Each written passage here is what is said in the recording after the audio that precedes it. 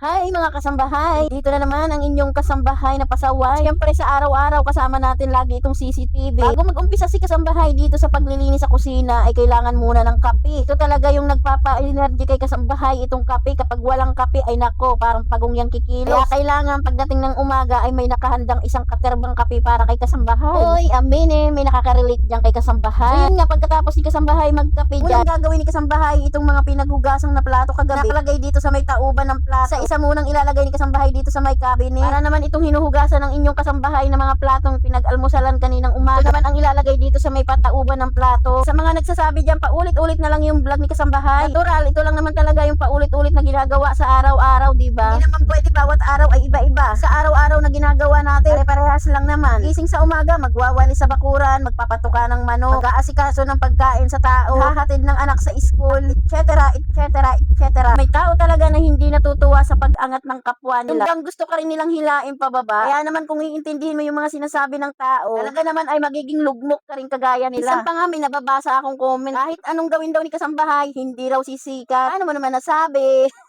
Okay lang yun, hindi sumikat si kasambahay. Ang mahalaga ay importante. Masaya ang inyong kasambahay dahil sa mga ginagawang vlog ni kasambahay. Ito ang buong sambayanan sa pagkukuha ng mga kasambahay. O nabigyan ni kasambahay ng pabala.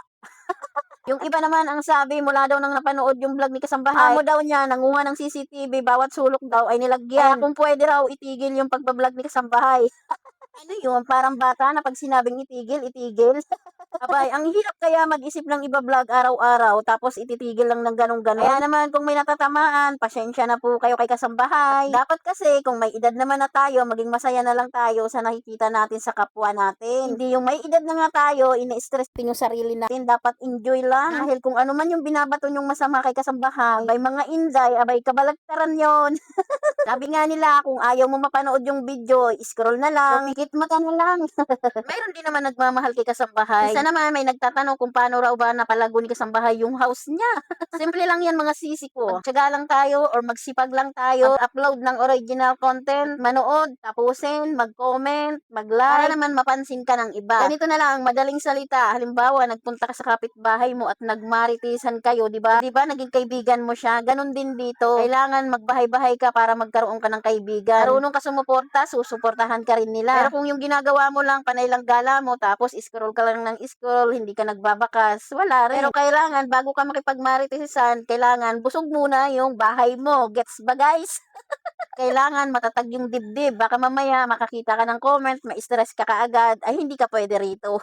Kailangan kung papasukin mo yung pagiging content creator, matatag yung dibdib at utak mo. Kasi kung hindi, yung pinagpaguran mong bahay ay masasayang lang, di ba? Ako, kahit anong comment, dead man na lang yan, guys. Aba, ang tagal kong hinintay to at pinagpaguran ko tong bahay ko tapos masasayang lang sa salitang Basta nga, sabi ni Raw May, go, go, go!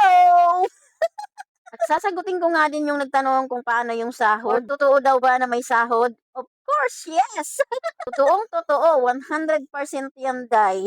Basta masipag ka lang, sa sahod ka. Kailangan muna natin magtrabaho para pasahudin din tayo. Kailangan muna natin maghirap, magtiyaga. Gaya din yan, di ba? Pag nag-apply tayo, pagpaguran muna natin, pagdating ng isang buwan, sa sahod tayo. Kapag masipag tayo, di ba? Itong darating na 21, sa sahod na naman tayo, kahit maliit man yan o malaki man yan, pagpasalamatan natin. Kaya naman, kahit pagiging isang kasambahay lang ay sumasahod, basta samahan lang natin ng tiyaga at pagdadasal. Huwag tayong panghihinaan ng loob, sa sahod tayo dito. Minsan nga may nagko-comment pa, ang daming iko-content, pagiging magnanakaw pa.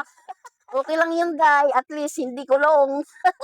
I mean, hindi totoo. Content is content. Kaya naman masasabi ko, maraming salamat sa inyo, guys. God bless sa nagmamahal sa akin. Hanggang dito na lang tong video to. Paki-comment kung tiga saan ka para malaman kung saan nakarating tong video to. Thank you for watching.